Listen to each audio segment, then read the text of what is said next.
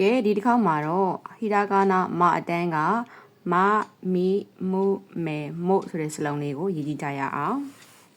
အဲ့တော့မဆိုတာဒီစလုံးလေးပေါ့နော်အဲ့ဒီစလုံးလေးမှာဆွဲချက်၃ချက်ရှိပါတယ်ကဲဘယ်ကစဆွဲမလဲဆိုရင်ဒီမြင်းလေးတွေကနေစပြီးတော့ဆွဲမယ်နော်အပေါ်ကမြင်းဖြောင်းလေးတစ်ချက်ဆွဲမယ်ပြီးရင်အောက်ကမြင်းဖြောင်းလေးတစ်ချက်ထပ်ဆွဲလိုက်မယ်တစ်ချက်နှစ်ချက်ပြီးရင်အဲ့ဒီမြင်းနှစ်ခုလုံးကိုအပေါ်ကနေလို့ဖြတ်ချလိုက်မယ်ဖြတ်ချပြီးတော့အရှိမောင်ပြန်ဝိုက်ပြီးတော့အနောက်ကိုဖြတ်ချလိုက်မယ်စုစုပေါင်းဆွဲချက်၃ချက်ရှိမယ်နော်ပြန်ရေးကြည့်ရအောင်တစ်ချက်နှစ်ချက်၃ဒီနေ့၃ဒီနေ့၃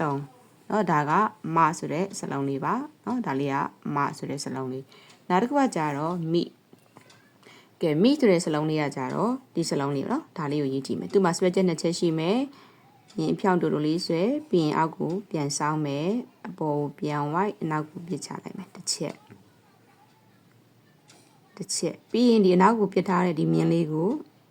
ဒီလိုမျိုးလေးပြန်ဖြတ်လိုက်မယ်နော်အဲသူမှာဆွဲချက်နှစ်ချက်ရှိပါမယ်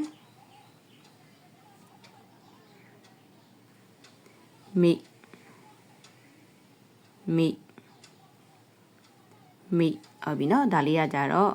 မိဆိုတဲ့စလုံးလေးပါမမိပြီးသွားလို့ရှိရင်နောက်တစ်ခုကမှု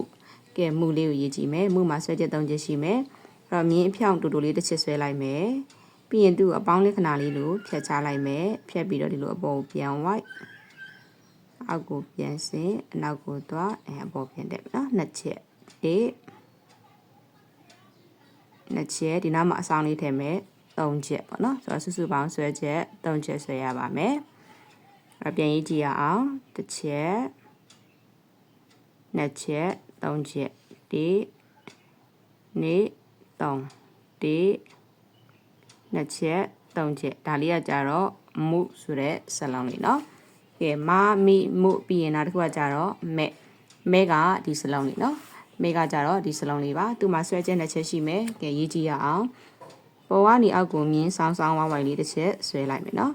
ပြီးရင်အဲ့ဒီမြင်းဆောင်းလေးကိုဒီဘက်ကနေတစ်ခါပြန်ပြီးတော့အောက်ခြေလေးမှာလာဖြတ်မယ်ဖြတ်ပြီးတော့အပေါ်ကို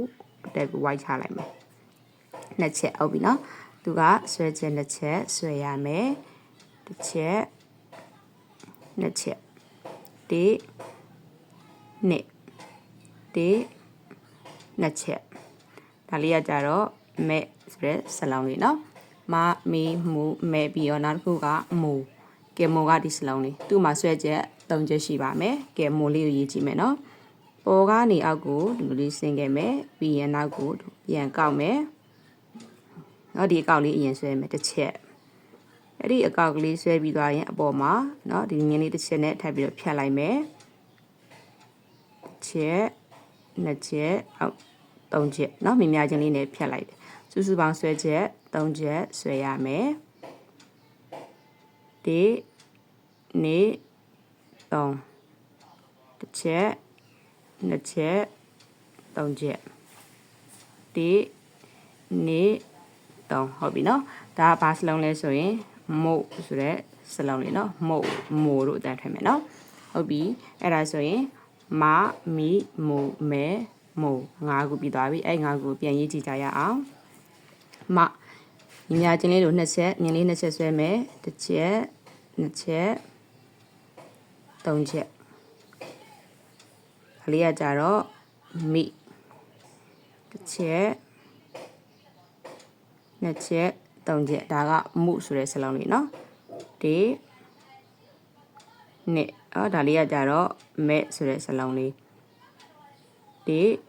နေ့၃ဒါကကြတော့မို့ဆိုတဲ့စလုံးလေးနော်မမီမူမဲမို့ဟုတ်ပြီနော်ကဲဒါဆိုရင်ဒီစလုံး၅ခုကိုရေးကြည့်ကြရအောင်